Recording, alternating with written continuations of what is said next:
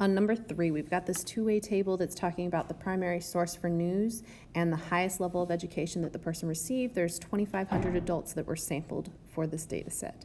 So for part A, if an adult is to be selected at random, what is the probability that the adult is a college graduate? So I'm just going to write this out. So I'm going to just put probability that college graduate or, so union, obtains news primarily from the internet.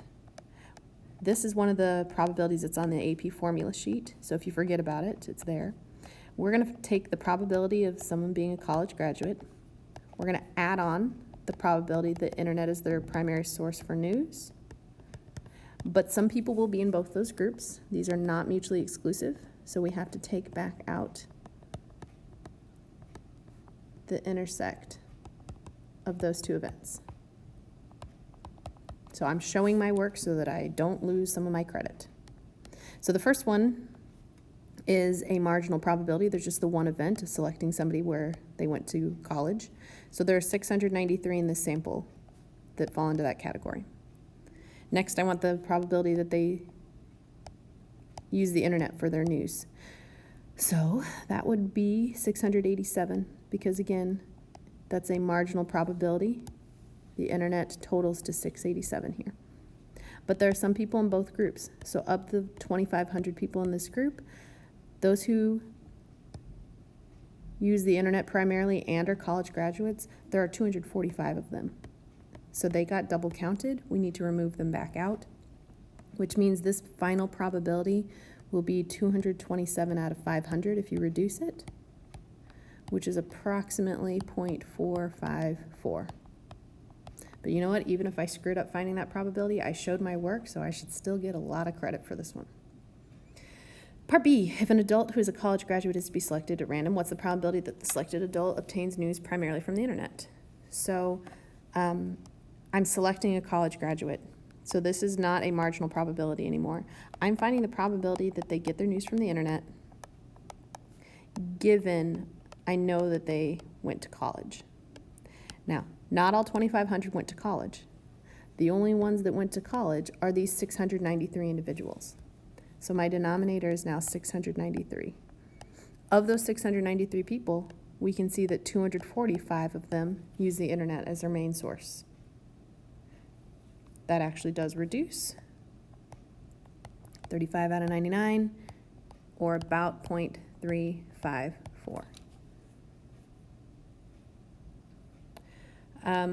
Okay, so then part C, when selecting an adult at random, blah, blah, blah, I have these events of college graduate and news from the internet, and I want to know if they are independent. There are lots of ways that you could test this. The way that I'm going to choose to test this is using the answer we just got from B.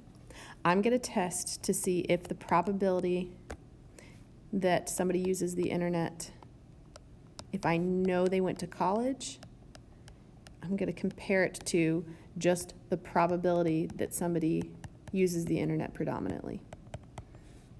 If these are equal, then they're independent. We already know that this probability is 0.354. We just did that work. For the probability that somebody's main source is the internet, we actually did that earlier as well. That was this here. So I'm going to put the 687 out of 2,500 as a decimal. That turns out to be about 0.275-ish, which is not the same number that we got there. These are not equal events. So knowing that somebody went to college changes the probability, increases the probability that the internet's the main source for their news. So these are not independent.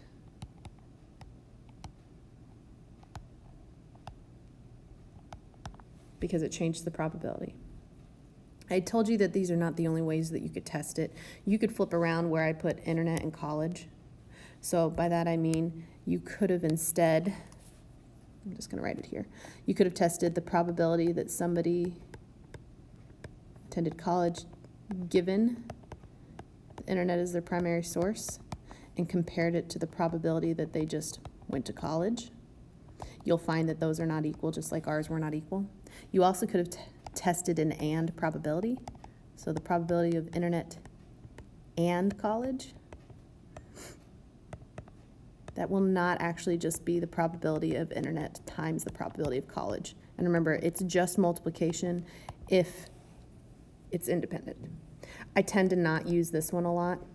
Typically, I am much more prone to remember either of these two ways of testing independence, but it's not wrong to test these as well to see if you have to use the independent rule or not.